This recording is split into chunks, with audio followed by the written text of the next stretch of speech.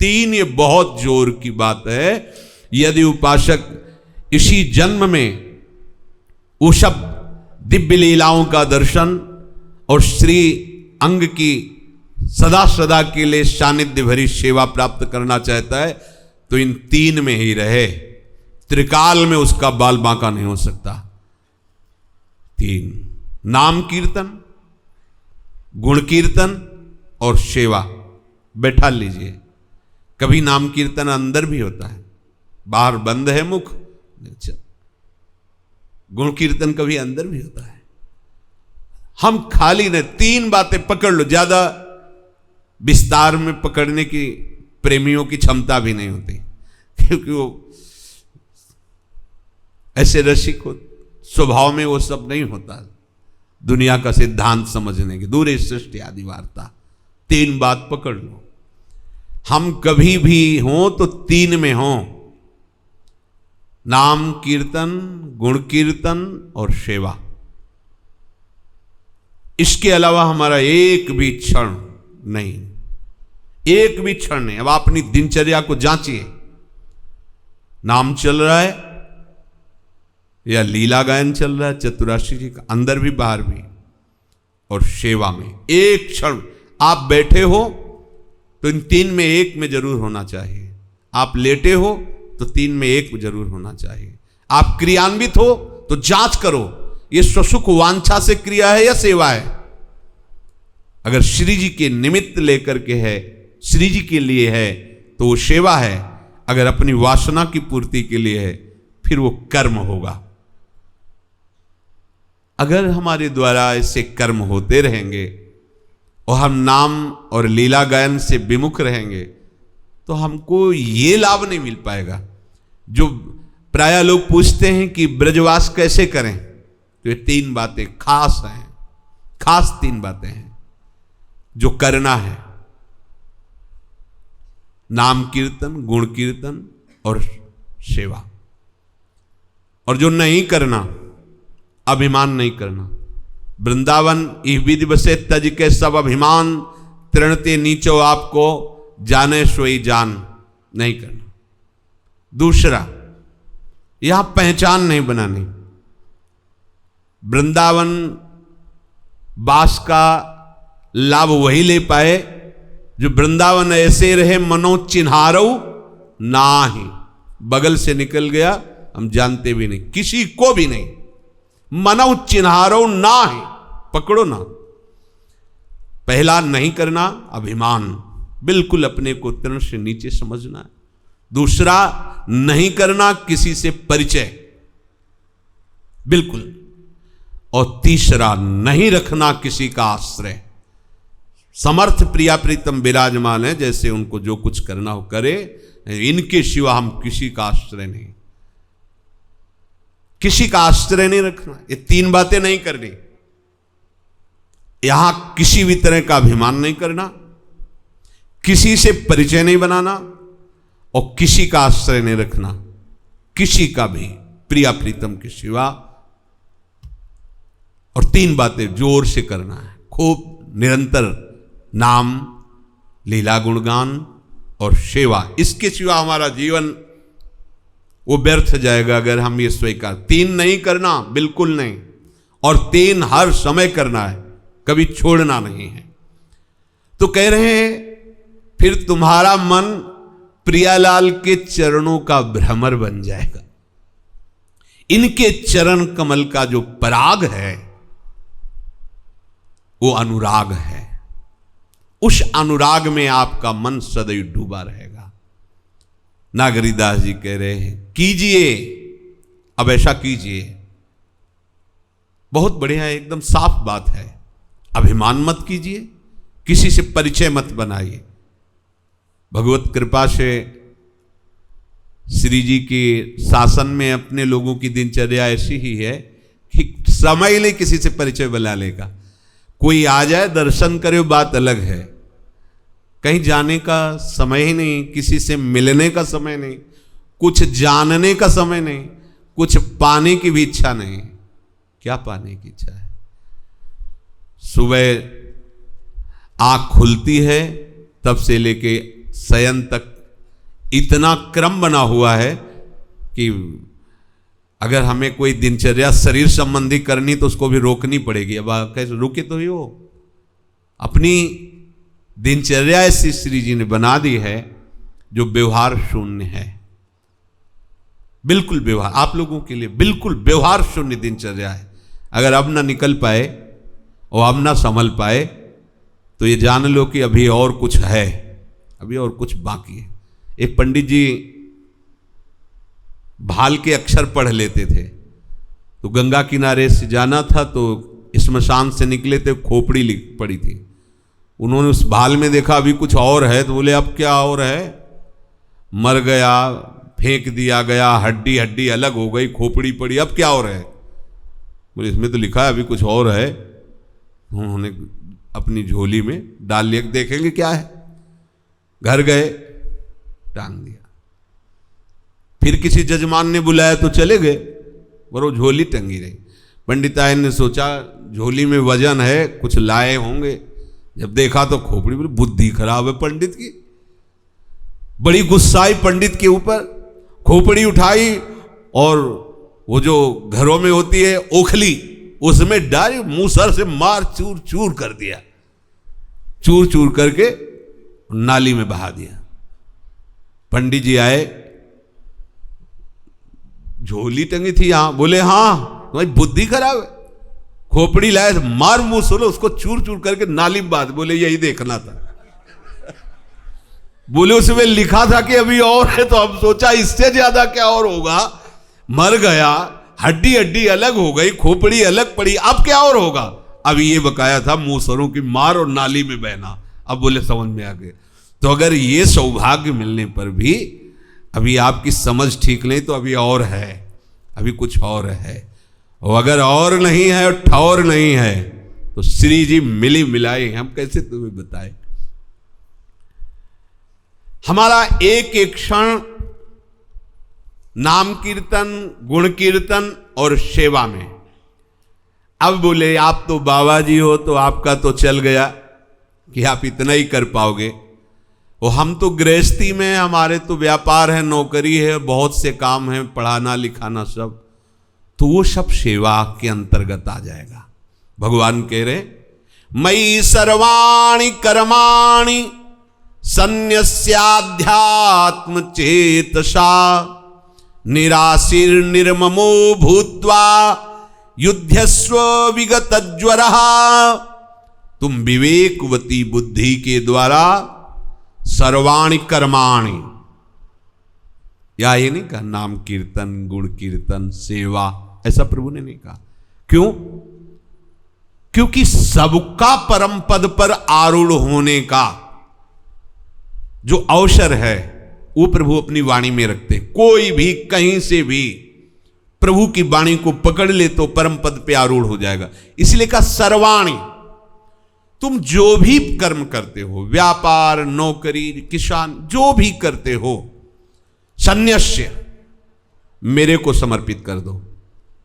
प्रभु भूखे नहीं बैठे तुम्हारे कर्मों के, लेकिन जैसे कुछ भी आग में डाल दो, अग्निदेव उसे अपने स्वरूप में कर लेते हैं। लोहा डालो तो लाल हो जाएगा, विष्ठा डालो तो उसकी दुर्गंध और मलिनता नाश करके उसको भी अग्नि स्वरूप कर देंगे। चंदन डालो तो, उनको किसी के गुण और अवगुण से मतलब नहीं, जो अग्नि में गया अग्नि अपने स्वरूप में कर लेती है। भगवान करुणा करके कह रहे हैं, सोचो, सर्वाणि कर्माणि सन्न्यस्य, माने मेरे को समर्पित करना। प्रभु कह रहे हैं शरीर, इंद्रियां, मन, बुद्धि, पदार्थ, जो जो तुम्हें मिला है सब सेवा की सामग्री मानो, और जो जो भी कर्म हो रहे हैं वो सब तुम मुझे समर्पित कर दो। लेकिन समर्पित वही कर्म कर सकते हो जिसे भगवान आज्ञा करते हैं। भगवान जिसे निषेध करते हैं कि ये नहीं करना चाहिए, वो कर्म नहीं, क्योंकि प्रभु उनको निषेध कर रहे हैं ना। तो प्रतिकूलस्य वर्जनम, प्रतिकूल आचरण नहीं होने चाहिए। प्रतिकूल आचरण समर्पित नहीं होंगे, ध्यान रखना। यदि आप भगवद विमुख गंदी बातें करेंगे, मनमानी आचरण करेंगे और फिर बोलेंगे कृष्णार्पणम मस्तु, तो आपको एक और बता दें, जैसे उपजाऊ भूमि में जब गेहूं बोया जाता है तो 1 मन का 60 मन होता है, ऐसे ही भगवत समर्पित कर्म बहुत गुना बढ़ करके मिलता है। तो अगर आप दुराचार समर्पित करोगे ना तो उसका दंड कई गुना बढ़कर मिलेगा, क्योंकि वो समर्पित हो गया, समझ लीजिए, होश में। गुण तुम्हार समुझे निज दोषा, यही सब भांति तुम्हार भरोसा। गोस्वामी जी ने सिद्धांत बनाया है, कोई हमसे भगवत विरुद्ध बात होती है तो हमें बार बार प्रभु के सामने अंतर से प्रार्थना करके बल मांगना है कि नाथ हमें ऐसा बल दीजिए कि हम आपके प्रतिकूल आचरण न करें, आप जो आदेश किए हैं उसके विरुद्ध आचरण, नाथ मैं बहुत नीच हूं, मेरे द्वारा आपकी आज्ञा का उल्लंघन होता है, तो वो क्षम्य है, वो क्षमा हो जाएगा। यहां समर्पण करने की बात भगवान कह रहे हैं, जो कर्तव्य कर्म है, जो भगवान ने आदेश किए हैं। मनमानी, अब गंदे गंदे भोजन पाओ, गंदे गंदे पेय पदार्थ पियो, गंदे आचरण करो, बोले सुना था सत्संग कृष्णार्पणम मस्तु, फिर वो कई उपजाऊ भूमि है ये शब्द कृष्णार्पणम मस्तु, ये कई गुना बढ़कर के फिर, इसलिए सावधान। क्योंकि अगर इस राष्ट्र को नहीं समझोगे तो समझ में आएगा ना सर्वाणि कर्माणि। अब हम मनमानी आचरण करें, इसके बाद बोल देंगे राधा वल्लभ अर्पणम मस्तु, नहीं। इसीलिए कई बातों को भगवान ने कहा है कि अनाधिकारियों के सामने न कहे। जैसे गीता जी की बाद में कहा कि ऐसे ऐसे जो संशय करने वाले हैं, जो ऐसे लोगों के सामने ये गीता का उपदेश न करें, क्योंकि वो अपनी धूर्तता के कारण इसका गलत प्रयोग करेंगे। अपने विवेक के द्वारा, इसीलिए विवेक शब्द लिखा है, विवेक का अर्थ ही होता है जो असत का त्याग और सत्य में प्रतिष्ठित करवाए। विवेक के द्वारा, पहले अध्यात्म चेतसा, अध्यात्म चेतसा का मतलब होता है विवेकवान। तुम अपनी विवेकवती बुद्धि से जो जो कर्म करो, देखो विवेकवती बुद्धि, अज्ञान के द्वारा दुराचार होता है, विवेक के द्वारा सदाचरण होते हैं। विवेकी कासो कहे जो असत को छाणे और सत को गह ले, ध्रुवदास जी ने लिखा है सिद्धांत विचार लीला में। और अविवेकी कासो कहे जो सत असत सब छाणे और सब गह ले, उसको ज्ञान ही नहीं। तो विवेकवती बुद्धि से जो जो कर्म करे वो मेरे को अर्पित कर दे, बहुत बिल्कुल निर्मल करने का उपाय है। अगर अपने से गलती होती है तो मालिक है ना, गलती हुई, आप हमें सामर्थ्य दीजिए कि मैं इससे लड़ पाऊं, इससे जीत पाऊं। नाथ आप तो सर्व सामर्थ्यशाली, कर तुम अकर तुम अन्यथा कर तुम, क्या मुझ जैसे नीच से ये नीच आचरण नहीं छूट पाएगा, प्रभु मेरे को बल दीजिए। वो बराबर हो गया, पर चालबाजी नहीं, वो बहुत चतुर है। अंदर से तुम्हें दुख हो रहा है, बार बार अपने को धिक्कार रहे हो, नहीं होना चाहिए ऐसा, फिर भी क्यों हो रहा है, हे नाथ कोई न कोई मेरा अहंकार प्रभु अब तो दूर करो, कब तक हम ऐसे आपके विरुद्ध आचरण करते रहे। वो दुखी है, बराबर हो गया, उसका उसे कोई दंड नहीं मिलेगा और वो आगे बढ़ेगा, क्योंकि वो सब अपने सद आचरण प्रभु को अर्पित कर रहा है। तो असद आचरण भस्म हो जाएंगे, जो विवश होके हो रहे और उसको दुख है इस बात का कि नहीं होना चाहिए, समझना। और जो चतुराई पूर्वक खूब हर्षित होके करता हो कृष्णार्पणम मस्तु, तो होश में रहना, वो बहुत चतुर नागर शिरोमणि है। देखो दैन्यता से दुखित होकर के बड़े से बड़े अपराध का भी क्षमापन बिना किसी अन्य प्रायश्चित के है, लेकिन चतुरता पूर्वक बड़े से बड़े प्रायश्चित करने के बाद भी आप पवित्र नहीं होगे। अध्यात्म चेतसा, उपासक का उद्देश्य जब भगवत प्राप्ति होता है तब यह सूत्र लागू होता है, ध्यान रखना। अगर उद्देश्य भगवत प्राप्ति नहीं तो चल ही नहीं पाएगा इस सूत्र पे कि मुझे सारे कर्म। बहुत आनंद आता है प्रारंभ में, जब इतना विवेक विकसित नहीं होता तो ये बात केवल इतनी समझ में आती है कि जो जो भी हम करेंगे अपने प्रभु को समर्पित करेंगे।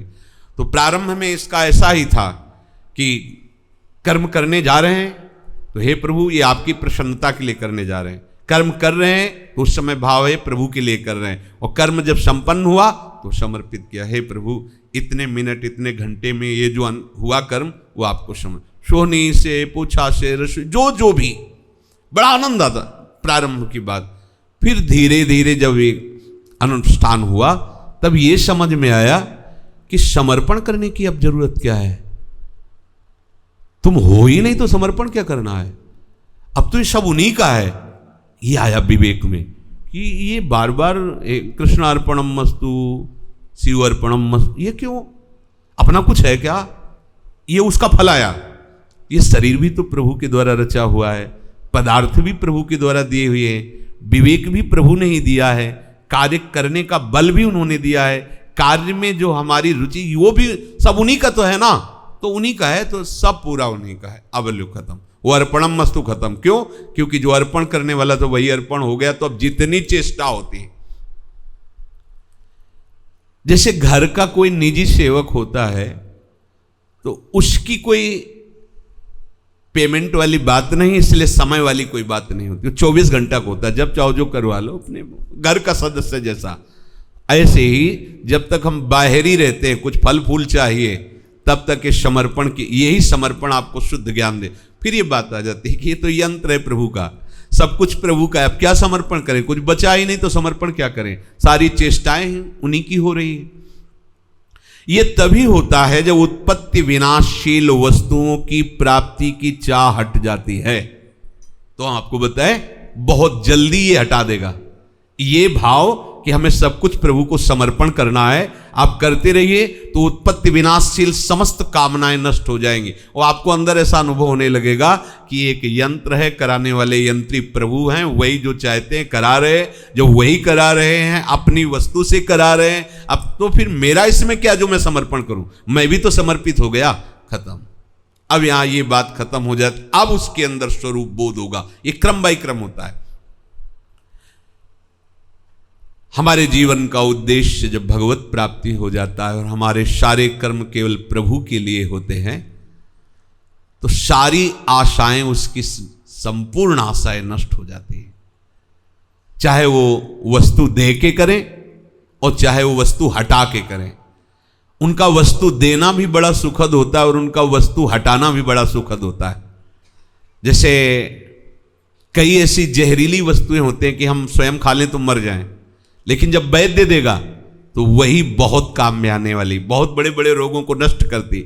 ऐसे ही ये भोग सामग्रियां या हमारी कोई कामना जब प्रभु के पास से पूर्ण होती है तो उसमें उनकी कृपा रूपी औषधि होती है, तो वो फंसता नहीं है, वो मुक्तता की तरफ ही बढ़ता चला जाता है। बहुत बढ़िया, ये सब कुछ जानने वाला समर्थ स्वामी हमारा है, अब मुझे क्या डरना, जैसे भी उनके हैं ना, सीधी बात उनसे करो ना, जो भी अंदर है उनके सामने खोल के रखो ना, अपनी एकांत कुटिया को बंद करके ठाकुर जी से बात करो। प्यारे देखो अंदर क्या क्या है, आप क्या नहीं दूर कर सकते। नाथ जो आपको पसंद नहीं वो क्यों रख रहे हो अपने घर में, ये आपका घर है, प्रभु आप इसको हटा दीजिए। आप अगर ऐसा नहीं मान पा रहे हो तो प्रभु मुझे ये दे दीजिए, ये नीचे की बात है।